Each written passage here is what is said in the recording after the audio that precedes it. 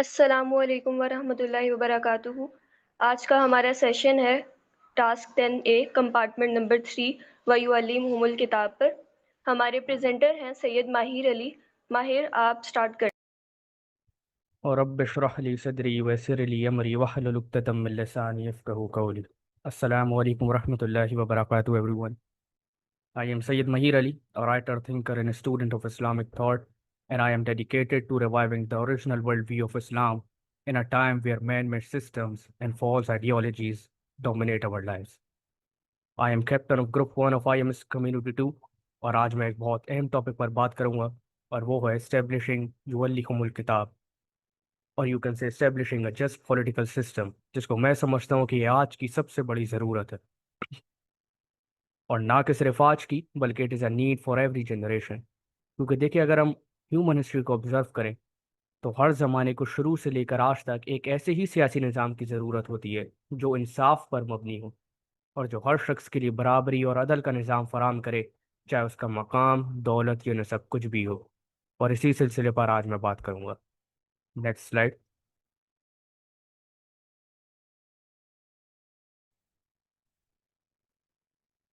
تو آج کا میرا یہ ٹاپک بیس کرتا ہے سورۃ الجمعہ کی ورس نمبر 2 پہ، جس میں اللہ سبحانہ و تعالیٰ نے پروفٹ کے 4 مین کمپارٹمنٹ ہائی لائٹ کیے، یا آپ ان کو ٹاسک بول سکتے ہیں. 4 امپورٹنٹ ٹاسک ہائی لائٹ کیے جن کے ذریعے ہمارے پیارے نبی محمد صلی اللہ علیہ وسلم اور بلکہ تمام نبیوں نے اللہ کا دین، اللہ کا پیغام لوگوں تک پہنچایا. اور یہ 4 ٹاسک کوئی صرف پرسنل ٹرانسفارمیشن کے رولز نہیں ہیں، بلکہ یہ مکمل ذمہ داریاں ہیں، ڈیوٹیز ہیں جو فرد اور معاشرے کی زندگی میں ڈیوائن آرڈر، ڈیوائن سسٹم قائم کرنے کے لیے مقرر کی گئی ہیں. تو پہلا کمپارٹمنٹ ہے یتلو علیہم آیاتی، یعنی اللہ کی آیت کی تلاوت کرنا، ان سے لوگوں کو گائیڈ کرنا. دوسرا ہے یزکیہم، لوگوں کا تزکیہ کرنا، انہیں پاک بنانا، انہیں موریلٹی سکھانا. تیسرا ہے یعلمہم الکتاب، لوگوں کو کتاب یعنی قرآن کی تعلیم دینا، اس کا لا سکھانا اور اسے اسٹیبلش کرنا. اور آخری ہے والحکمہ، یعنی حکمت، سمجھ، انٹلیکٹ اور عقلمندی سکھانا. اچھا، ان میں سے جو سب سے امپورٹنٹ کمپارٹمنٹ ہے ان مائی اوپینین وہ ہے یعلمہم الکتاب، اور اسی پر میرا آج کا ٹاپک ہے. This compartment, or you can say task, is about understanding and implementing divine knowledge. یعلمہم الکتاب کا مطلب ہے he teaches them the book، یعنی قرآن. اور جب اللہ کتاب سکھاتا ہے رسول کے ذریعے تو اس کا مطلب صرف تلاوت یا یاد کرنا نہیں ہوتا، بلکہ اس کا مطلب ہوتا ہے سسٹم آف لائف سمجھنا جو اللہ سبحانہ و تعالیٰ نے ہمیں دیا ہے، that how to live, how to rule, how to do justice and how to lead people. اس کے اندر سب کور ہو جاتا ہے. آپ کی اسپرچول لائف ہو گئی، آپ کی سوشل لائف ہو گئی، آپ کی فیملی لائف ہو گئی، آپ کی پولیٹیکل لائف ہو گئی، مطلب آپ کی زندگی کا ہر ایک اسپیکٹ اس میں کور ہو جاتا ہے، انڈیویجول لائف سے لے کر کلیکٹیو لائف. جس تو یعلمہم الکتاب یعنی کتاب کی تعلیم صرف قرآن کی تلاوت یا اس کو حفظ کرنا نہیں ہے یا تزکیہ تک محدود نہیں ہے، بلکہ یعلمہم الکتاب کا اصل مقصد ہے کہ ڈیوائن گائیڈنس کو گہرائی سے سمجھا جائے، اسے اپنی زندگی کا حصہ بنایا جائے اور پھر اسے عمل میں لا کر معاشرے کو تبدیل کیا جائے، ٹرانسفارم کیا جائے. اور یہ ٹرانسفارمیشن، یہ تبدیلی ہماری زندگی کے ان 4 امپورٹنٹ کیپٹلز کو ٹچ کرتی ہے جو کسی بھی نیشن یا سوسائٹی کو اسٹرانگ بنانے کے لیے ہوتے ہیں اور کسی سویلائزیشن کو سسٹین اور گرو کرتے ہیں. وچ از مورل کیپٹل، جس میں good character, honesty and fear of God آتا ہے. دوسرا ہے انٹلیکچوئل کیپٹل، جس میں آپ کی knowledge, education and understanding of truth آ جاتی ہے. پھر ہے آپ کا اکنامک کیپٹل، جس میں wealth, resources and how we earn and spend والا کانسیپٹ، زکوٰۃ کا سسٹم، یہ سب آ جاتا ہے. And the last one is political capital, جس میں لیڈرشپ، پاور اور جسٹس سسٹم آتا ہے. And without these 4 in balance a society becomes corrupt, weak اور enslaved. اگر کسی نیشن میں یہ 4 کیپٹلز ویک ہوں تو وہ نیشن غلامی کا شکار ہو جاتی ہے، چاہے وہ اکنومیکلی ہو، مینٹلی طور پر ہو یا پھر پولیٹیکلی ہو. تو اس لیے اللہ سبحانہ و تعالیٰ نے نبی صلی اللہ علیہ وسلم کو یہ مکمل نظام دے کر بھیجا تاکہ زندگی کا ہر اسپیکٹ حق اور انصاف کے مطابق ڈھل جائے اور اسلامک سسٹم کو قائم کیا جائے، جیسے کہ اللہ تعالیٰ اسی سورۃ الجمعہ کی آیت میں فرماتا ہے یعلمہم الکتاب والحکمہ، یہ ٹیچز دیم دا بک، یعنی لا اینڈ وزڈم. پرپس یہ ہے کہ لوگوں کو زندگی کے ہر اسپیکٹ میں حکومت سمیت انصاف، سچائی اور رائٹیسنس کی طرف گائیڈ کیا جائے۔ اور دیکھیں، جب ایک سیاسی نظام لوگوں پر حکومت کرتا ہے نا، تو دیکھیں جی اس کی بنیاد بھی الہی علم پر ہونی چاہیے، نہ کہ انسانوں کی خواہشات پر، مین میڈ لاس پر اور فلاڈ آئیڈیالوجیز پر، ورنہ وہ کرپشن اور نا انصافی کا باعث بن جائے گا، وچ وی کال بروکن پولیٹیکل سسٹم، جس کو ہم آگے جا کے صحیح سے ڈیٹیل میں ڈسکس کریں گے۔ سو ان کنکلوژن، جو علیہم الکتاب کا اصل مقصود یہ ہے کہ لوگوں کو ڈیوائن نالج سے امپاور کیا جائے، and not just for personal growth, بلکہ معاشرے کے کلیکٹیو سسٹم کو ریفارم کرنے کے لیے، خاص طور پر اس کے پولیٹیکل اسٹرکچر کو۔ اور یہی میرے آج کا موضوع کا مین پوائنٹ ہے کہ حکومت پر ڈیوائن نالج کا نفاذ، یعلیہم الکتاب۔ So let's begin. Next slide.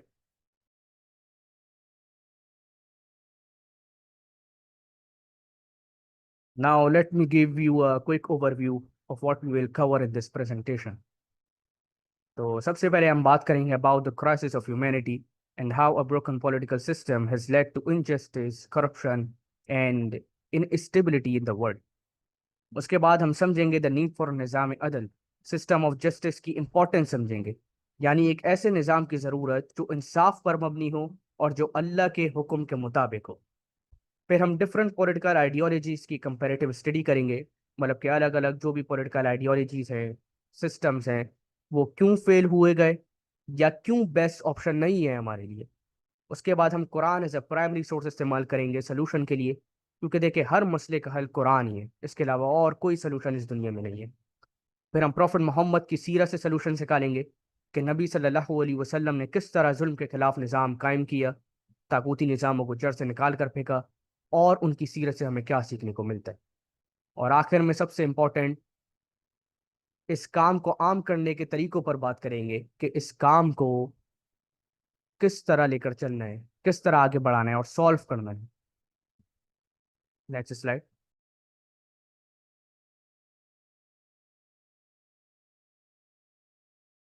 تو سب سے پہلے بات کرتے ہیں that what is the broken political system and why is the political system the greatest challenge۔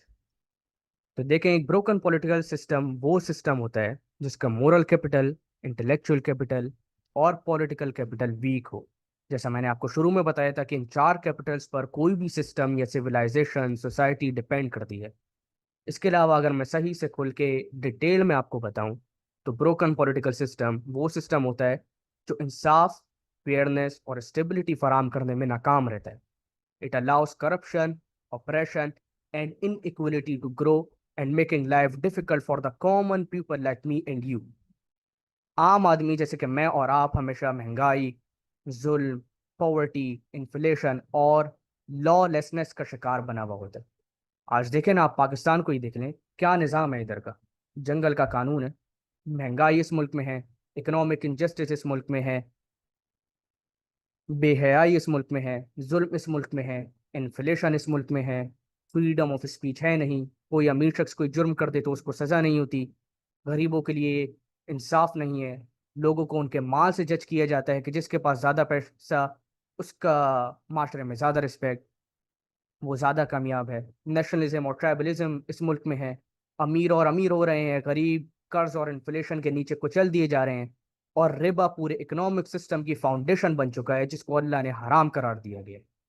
اور حکمران کا تو ماشاءاللہ سے آپ کو پتہ ہے کہ وہ صرف پاور اور کنٹرول چاہتے ہیں، جھوٹ بولتے ہیں، نا انصاف اور اللہ کے قانون سے ہٹ کے قانون بناتے ہیں، اور خوف پلاتے ہیں، فیئر پلاتے ہیں، اور ہر کوئی اس نظام سے، سسٹم سے تنگ ہے۔ تو دنیا کا سب سے بڑا مسئلہ ہی کرپٹ پولیٹیکل سسٹم ہے۔ اور دیکھیں جس بھی جگہ کا پولیٹیکل سسٹم کرپٹ ہو جائے تو پھر وہاں رہنا بہت مشکل ہو جاتا ہے۔ اور اس کی وجہ بہت سمپل ہے کہ جب لمیٹڈ انسانی عقل پر مبنی قوانین کو ریاست کی بنیاد بنا دیا جائے اور ڈیوائن گائیڈنس کو نگلیکٹ کر دیا جائے تو ہمیشہ پولیٹیکل سسٹم اسی طرح کا کرپٹ، انجسٹس اور بروکن ہو جاتا ہے۔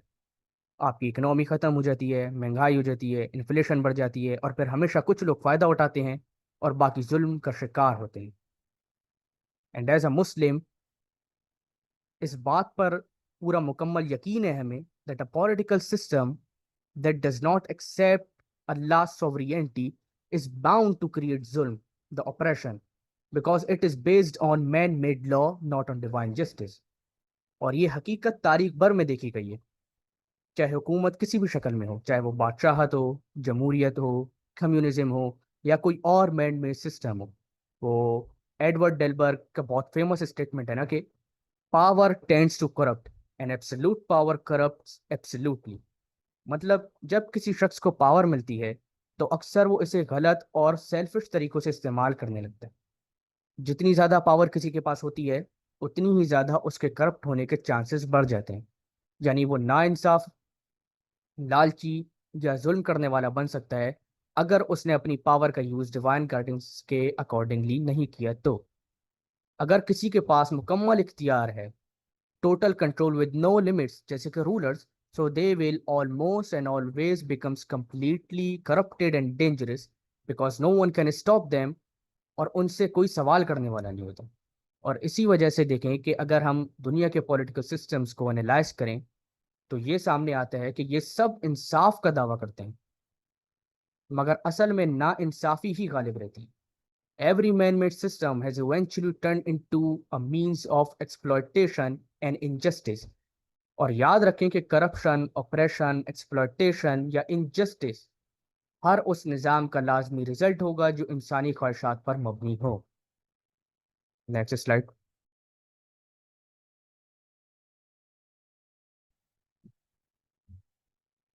اب آتے ہیں نظام عدل یعنی سسٹم آف جسٹس کی ضرورت پر۔ تو دیکھیں تاریخ گواہ ہے کہ جب سے انسان دنیا میں آیا ہے تب سے لے کر آج تک وہ ہمیشہ ایک ایسے ہی سیاسی نظام کی تلاش میں رہا ہے جو انصاف پر مبنی ہو۔ People always wish to see a system where truth prevails, where the oppressed get their rights and the wrongdoers are held accountable۔ ہر تہذیب اور دور کے لوگ یہی چاہتے ہیں کہ ان کے درمیان ایک جسٹ سسٹم ہو جہاں کرپشن، ایکسپلائٹیشن نہ ہو اور ہر شخص کو انصاف ملے۔ اور یہ اس لیے کہ انصاف صرف ایک انسانی خواہش نہیں ہے بلکہ فطری ضرورت ہے۔ انسانیت کی بنیادی فطرت ہے جو اللہ نے ہر انسان میں شروع سے ڈالی ہوئی ہے۔ وہ انسان کو اس بات کی طرف مجبور کرتی ہے کہ وہ ایک فیئر اور جسٹ سسٹم، نظام عدل کی تلاش کرے۔ یہ ایز اے ہیومن ہم سب کی بیسک فطرت ہے، اور پالیٹکس بھی اللہ نے ہم سب کی فطرت میں ڈالی ہوئی ہے شروع سے۔ ابن خلدون جو کہ عرب اسلامک اسکالر تھے اور سوشولوجسٹ تھے، and he is widely acknowledged to be one of the greatest social scientist of the middle ages. تو انہوں نے اپنی بک میں المقدمہ میں لکھا ہے that humans are political by nature and social organization is necessary for human survival۔ اور دیکھیں پولیٹکس، پولیٹیکل سسٹم اور خاص طور پر پولیٹیکل سسٹم کا جسٹ ہونا اس لیے بہت امپورٹنٹ ہے کیونکہ پولیٹیکل سسٹم زندگی کے ہر اسپیکٹ کو ٹچ کرتا ہے۔ لاز ہو گئے، اکنامی ہو گئے، ایجوکیشن ہو گئی، میڈیا ہو گیا، موریلٹی اور بہت کچھ۔ اور جب یہ سسٹم، یہ اسٹرکچر ڈیوائن گائیڈنس سے ڈیٹیچڈ ہو جائے تو یہ لوگوں کو پروٹیکٹ نہیں کرتا، instead it becomes a machine of injustice۔ and that's why the political system has become the most organized form of robbery in the modern society۔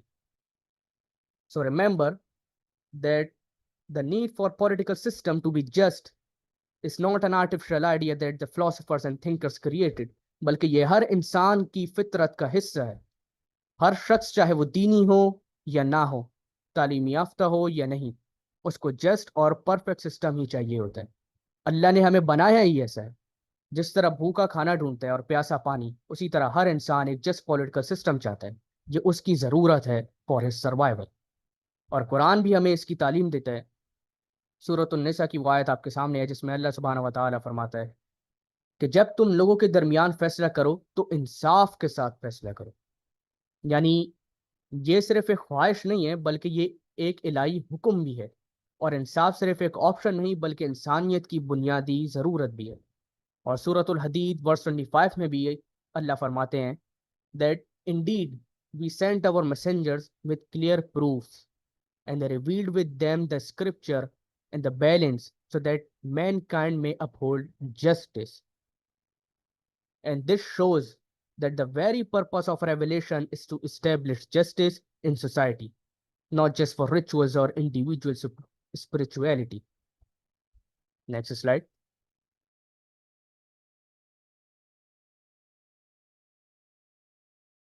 اچھا، اب ہم تھوڑی سی کمپیریٹیو اسٹڈی کریں گے ڈفرینٹ پولیٹیکل آئیڈیالوجیز کی. یہ الگ الگ جو بھی پولیٹیکل آئیڈیالوجیز یا سسٹمز ہیں یہ کیوں فیل ہوئی یا کیوں بیسٹ آپشن نہیں ہے. اور پھر اگلی سلائڈ میں ہم دیکھیں گے کہ قرآن اس کا سلوشن کیا دیتا ہے. تو سب سے پہلے ڈیموکریسی کو دیکھتے ہیں. Democracy was established on two ideas. پہلا آئیڈیا ہے کہ اقتدار عوام کا ہوتا ہے. Sovereignty is for the people. Second, حکومت کا اصل سورس بھی عوام ہی ہے. اور ڈیموکریسی کو یہ بات سمجھنا بہت ضروری ہے کہ ڈیموکریسی کو ہمیشہ ایک فریڈم کا نظام کہہ کر پیش کیا جاتا ہے، لیکن اصل میں یہ ایک ایسا ٹول ہے جو صرف پاور اور کنٹرول مینٹین کرتا ہے. اور یہ ایک illusion کریٹ کرتا ہے that people have control over their lives and governance. لیکن اصل پاور ان چند لوگوں کے پاس ہوتی ہے جو سسٹم کو اپنے فائدے کے لیے چلا رہے ہوتے ہیں. اگین آج آپ صرف پاکستان کی مثال دیکھ لیں. کیا یہاں ڈیموکریسی فالو کی جاتی ہے؟ کیا واقعی جو عوام چاہتی ہے وہی ہوتا ہے؟ ایبسولوٹلی نو. تو یہ سسٹم ڈیزائن اس طرح کیا گیا ہے کہ عوام کو آزادی کا چورن بیچ کر خوش رکھا جائے، ان کو پاگل بنایا جائے کہ اتھارٹی تو ان کے پاس ہے، لیکن پیچھے کوئی اور ہی گیم چل رہی ہوتی ہے. It is a clever scheme. Democracy نام تو کافی میٹھا لگتا ہے کہ لوگ اپنا لیڈر خود چنتے ہیں، لیکن اصلی زندگی میں یہ سب سے بڑا دھوکہ ہے. اور لیٹس سپوز اگر ریئل ڈیموکریسی فالو بھی کی جائے کہ واقعی عوام ڈیسائیڈ کرے سب کچھ، تو تب بھی یہ آئیڈیالوجی ہی غلط ہے اور گھٹیا ہے. That sovereignty is for the people and majority will decide. کیونکہ ڈیموکریسی میں اکثریت کی جیت ہوتی ہے، لیکن کیا اکثریت کا مطلب ہے کہ وہ لوگ عقل مند ہیں؟ بالکل نہیں. دیکھیں، اگر 51% لوگ جاہل ہیں، میڈیا کے دھوکے میں ہیں، یا صرف ایموشنز میں ووٹ دے رہے ہیں، تو وہی لوگ ملک کا فیوچر ڈیسائیڈ کرتے ہیں اور اس کو تباہ کر دیتے ہیں جاہلوں کو ووٹ دے کر، ان کے ہاتھ میں ملک کا فیوچر دے کر. یہ بالکل ویسی ہی ہے جیسے کہ ایک چھوٹا بچہ جس کو کچھ نہیں پتا، وہ ڈیسائیڈ کرے گا آپ سے کہ فیملی سسٹم کیسے لے کر چلنا ہے. مطلب کہ گھر کے معاملات آپ نے اس کو ہینڈل کر دیے. بالکل وہی چیز ہے ڈیموکریسی. اور دوسری چیز یہ کہ ڈیموکریسی میں لیڈر وہ جیتتا ہے جو جھوٹ سب سے اچھی طرح بولتا ہے، نہ کہ وہ جو سچ بولتا ہے، کیونکہ سچ کبھی بھی پاپولر نہیں ہوتا. اور پاپولر اوپینین ہی ڈیموکریسی کا اصل دین ہے. اس نظام میں ہر لیڈر صرف ووٹ جیتنے کے لیے عوام کے سامنے جھوٹ بولتا ہے، پرومسز کرتا ہے جو کبھی پورے ہی نہیں کرتا، صرف اس لیے کہ اگلے الیکشن میں پھر سے اس کو سیٹ مل جائے. اور اسلامکلی بھی اگر آپ بات کریں تو یہ سب سے بڑا ظلم ہے. ڈیموکریسی سب سے بڑا ظلم ہے، کیونکہ ڈیموکریسی میں حکومت کا حق انسانوں کو ملتا ہے، نہ کہ اللہ کو. اللہ نے قرآن میں صاف فرمایا ہے کہ حکم صرف اللہ کا چلے گا، لیکن ڈیموکریسی کہتی ہے لا از میڈ بائی پیپل. تو یہ تو کھلا شرک ہے جس میں انسان اللہ کا مقام لے لیتا ہے، اور پھر لوگ اس کو ماڈرن پروگریسو سسٹم کہہ کر ایکسیپٹ کر لیتے ہیں. اور اس سے بڑی بات یہ کہ اس نظام میں کوئی مورل ریڈ لائن نہیں ہوتی. آج شراب حرام ہے، کل ووٹ دے کر حلال ہو سکتی ہے. آج زنا گناہ ہے، کل لوگ کہہ دیں گے پرسنل فریڈم. آپ ٹرکی میں دیکھ لیں، شراب لیگلائز ہے وہاں، اور لوگ اوپنلی سیل اینڈ بائی کرتے ہیں، جبکہ وہ ایک مسلم اسٹیٹ ہے. وائی؟ Because of democracy. اس کے علاوہ آپ سوشلزم اور کمیونزم کو دیکھ لیں. یہ ایسے سیاسی نظریات ہیں جو کہتے ہیں کہ لینڈ، بزنسز اور تمام ریسورسز اسٹیٹ کے کنٹرول میں ہونا چاہیے. ان کا بیسک آئیڈیا یہ ہے کہ امیر اور غریب کے درمیان کا فرق ختم کیا جائے اور سب لوگ برابر ہو جائیں.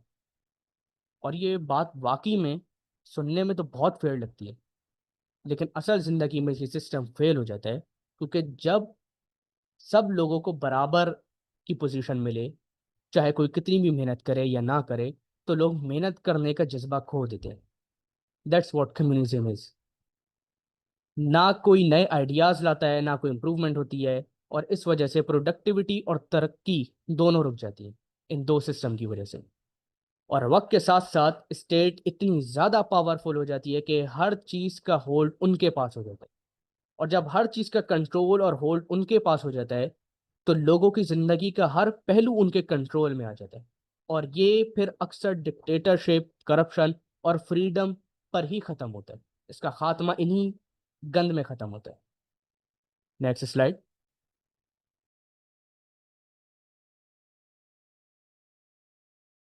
اب بات کرتے ہیں کہ ان سب معاملوں میں قرآن کس طرح ہم یوز کر سکتے ہیں. How can we use Quran as a primary source. ایک جسٹ اور فیئر پولیٹیکل سسٹم جو سب کی نیڈ ہے، اور ایک کرپٹ انجسٹ پولیٹیکل سسٹم جس سے ہر کوئی تنگ ہے. آخر اس پرابلم کو، اس چیلنج کو قرآن کس طرح حل کر سکتا ہے؟ کیونکہ ہمارا دعویٰ تو یہی ہے نا کہ قرآن ہر چیز کا سلوشن ہے. تو دیکھیں، یاد رکھیں کہ قرآن صرف کچھ چند ریچولز، رسومات کی کتاب نہیں ہے، اور نہ ہی صرف مسجد تک محدود ہے، بلکہ قرآن ایک مکمل دستور حیات ہے جو اللہ تعالیٰ نے پوری انسانیت کے لیے نازل فرمایا، اور اس کے اندر ہر چیز کے لیے گائیڈنس ہے. یہ صرف انڈیویجول لیول کے لیے نہیں ہے، بلکہ معاشرتی، معیشت اور سیاسی زندگی کی بھی رہنمائی کرتا ہے. اور اسلام کا اپنا ایک پولیٹیکل سسٹم ہے جو اللہ سبحانہ و تعالی نے اپنے پیارے نبی محمد صلی اللہ علیہ وسلم پر نازل فرمایا، اور نبی نے مدینہ کی اسٹیٹ میں اسے عمل میں لا کر بھی دکھایا. So Islam has its own political system sent by Allah to his prophet to be implemented in society. اور قرآن میں جو قوانین، جو لاز، احکام مینشن کیے گئے ہیں، جو شریعت بتائی گئی ہے اور اصول دیے گئے ہیں، وہ صرف تلاوت یا رمضانوں میں صرف تراویح میں پڑھنے کے لیے نہیں دی گئے، بلکہ اس کو نافذ کرنا بھی ہماری ذمہ داری ہے. They are meant to be implemented in every aspect of our life. اور جب تک ہم انہیں عمل میں نہیں لاتے، جب تک قرآن کو پولیٹکس میں امپلیمنٹ نہیں کرتے، تب تک کوئی بھی سسٹم اصل انصاف نہیں لا سکتا، چاہے وہ کتنا بھی ڈیموکریٹک یا ماڈرن کیوں نہ ہو. تو اگر اس چیلنج کو، بروکن سسٹم کا حل آپ کو چاہیے، اور ایک جسٹ اور پرفیکٹ سسٹم چاہیے جو سب کے لیے برابر ہو، تو قرآن کو لیجسلیشن کا سورس بنانا ہوگا. وہی نظام کرنا ہوگا جو رسول اللہ نے کیا اور صحابہ نے اس کو کنٹینیو کیا. تو اس طرح قرآن آج کے پولیٹیکل کرائسس کو سولو کرتا ہے کہ اسے اس کی اصل جگہ واپس دی جائے. صرف ہمارے دلوں میں نہیں رکھا جائے قرآن، بلکہ ہمارے دستور میں، ہماری عدالتوں میں، ہماری پارلیمنٹوں میں اور پالیسیز میں بھی رکھا جائے اس کو. اگر ہم واقعی تبدیلی چاہتے ہیں تو ہمیں وہیں سے شروع کرنا ہوگا جہاں سے نبی صلی اللہ علیہ وسلم نے شروع کیا تھا، اور وہ ہے یعلیہم الکتاب، teaching the book, and not only to recite but to live by it. Only then we will move from darkness to light, from oppression to justice, and from chaos to divine order. Next slide, please.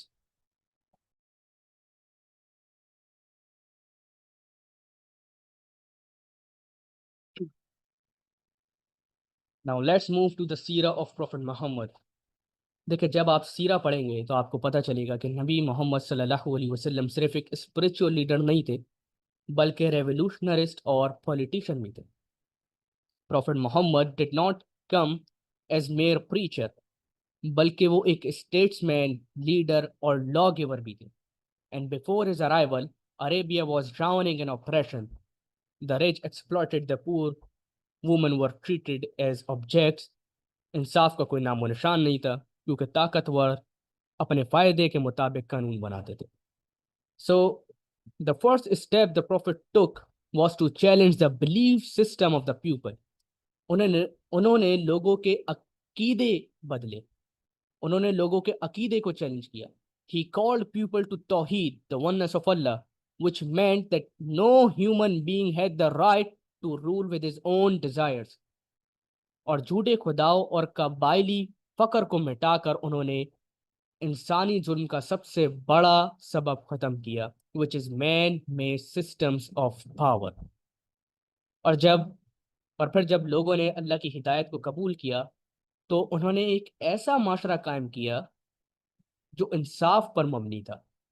مدینہ کا دستور دنیا کا پہلا تحریری قانون تھا جہاں ہر شخص کو، چاہے وہ مسلمان ہو یا نان مسلم، تحفظ اور حقوق دیے گئے تھے. اور رسول اللہ کا مدینہ کا نظام انصاف کا بہترین مثال ہے. یہ پہلی دفعہ تھا کہ جب ہر مذہب اور قوم کے لوگ ایک ساتھ انصاف کے ساتھ رہتے تھے، اور محمد صلی اللہ علیہ وسلم کے فالوورز اسپرچولی اور پولیٹیکلی دونوں میں آگے تھے، سکسیسفل تھے. Doctor Michael art, the author of the book The 100, said that Muhammad was the only man in history who was supremely successful on both the religious and secular levels. اور doctor Michael Hart کا یہ statement صاف حقیقت ہے. پوری انسانی تاریخ میں محمد صلی اللہ علیہ وسلم جیسی دوسری کوئی مثال نہیں ملتی. اور اس کی کیا وجہ ہے؟ کیونکہ ہر دوسرا لیڈر، چاہے وہ ریلیجیس ہو یا پولیٹیکل ہو، صرف ایک ہی ڈومین میں کامیابی حاصل کر سکے. Either they established a spiritual following or they built an empire. But Muhammad صلی اللہ علیہ وسلم نے دونوں کام کی ہیں completely and perfectly. He was a perfect model statesman. Next slide.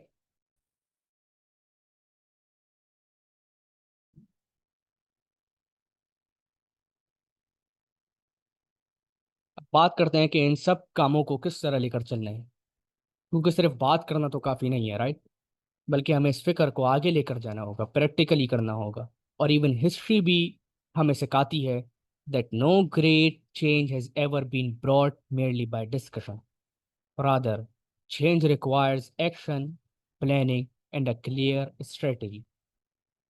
اور اس کے لیے کتابیں لکھنا، ڈیجیٹل میڈیا پر اویئرنس پھیلانا، انٹلیکچوئل وارفیئر کرنا، اور وہی 4 ٹاسک لے کر چلنا جو پروفٹ لے کر چلے، وچ از یتلو علیہم آیاتی، یزکیہم، یعلمہم الکتاب اور والحکمہ. اور لوگوں کو ایجوکیٹ کرنا ضروری. اور ساتھ ساتھ یہ بھی یاد رکھے کہ education alone is not enough, کیونکہ علم کو عمل تک لے کر جانا ضروری ہے. اور اس کے لیے ہمیں مسلم امہ کو موبلائز کرنا ہوگا. Remember that unity is essential for establishing a just system. اگر ہم مسلم ڈیوائڈ رہیں گے، ان ایکٹیو رہیں گے، اور پولیٹیکلی ڈس انگیج رہیں گے، تو بیسٹ آئیڈیاز بھی صرف بکس اور ڈسکشنز تک محدود رہ جائیں گے. تو سب کو موبلائز کرنا ہوگا اور پولیٹیکلی ایکٹیو کرنا ہوگا. Next slide. اب جیسے میں نے موبلائز کرنے کا بولا ہے، تو مسلمس کو موبلائز کرنے کے لیے سب سے امپورٹنٹ چیز ہے جماعت، ایک ویل ڈسپلنڈ آرگنائزیشن. جو لوگ اللہ کا، جن لوگوں نے اللہ کے دین کو اپنے اندر اسٹیبلش کر چکے ہیں، اپنا تزکیہ کر چکے ہیں، اور اسلام کو اپنے گھروں میں نافذ کر چکے ہیں، جہاں انہوں نے یہ اچیو کر لیا کہ انہوں نے اسلام کے اصل فلسفہ جو ہے گھر کے ہر فرد تک پہنچا دیا، وہ تب تک بھی کوئی بڑا کام نہیں کر سکتے، کوئی معاشرے میں تبدیلی نہیں لا سکتے، چاہے ان کا جتنا بھی تزکیہ ہوا ہو، جب تک وہ سب انڈیویجولز ایک ساتھ یونائٹ ہو کر ایک ویل ڈسپلن آرگنائزیشن میں نہیں آ جائے. یاد رکھیں کہ اکیلے کچھ نہیں ہوتا، نہ ہو سکتا.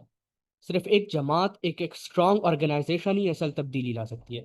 نبی صلی اللہ علیہ وسلم نے بھی اپنے اصحاب کے ساتھ مل کر اسلامی نظام قائم کیا، نہ کہ اکیلے سولو نکل کر. تو ہمیں اس بات کو سمجھنا ہوگا کہ ایک آرگنائز جماعت اسلامک ریوائول کے لیے بہت ضروری ہے. اور رسول اللہ نے ہمیں اس چیز کا باقاعدہ حکم بھی دیا ہے کہ ایک جماعت میں رہو، کلسٹرز میں رہو. یہ جو حدیث نیچے مینشن ہوئی ہے آپ کے سامنے، اس کو جا کر سرچ کریے گا. یہ بہت امپورٹنٹ حدیث ہے ہم سب مسلمس کے لیے، اسپیشلی ان مسلمس کے لیے جو جاگ چکے ہیں اور کچھ کرنا چاہتے ہیں. یہ حدیث جماعت سے جڑے رہنے کی اہمیت کو بتاتی ہے اور اس سے الگ ہونے کا نقصان سمجھاتی ہے. نبی محمد نے صلی اللہ علیہ وسلم نے اپنی امت کو اس حدیث میں 5 باتیں بتائیں جو اللہ نے انہیں فرمائی تھی. یہ حدیث قدسی ہے، اور جماعت کا حصہ رہنا ان میں سے ایک ہے. تو جماعت سب سے زیادہ ضروری ہے. اگر جماعت نہیں ہے، ایک ویل ڈسپلنڈ آرگنائزیشن نہیں ہے، تو ہم کچھ نہیں کر سکتے، کیونکہ ہم بچھڑے ہوئے بھیڑ بکریاں ہیں. We have to unite. Next slide.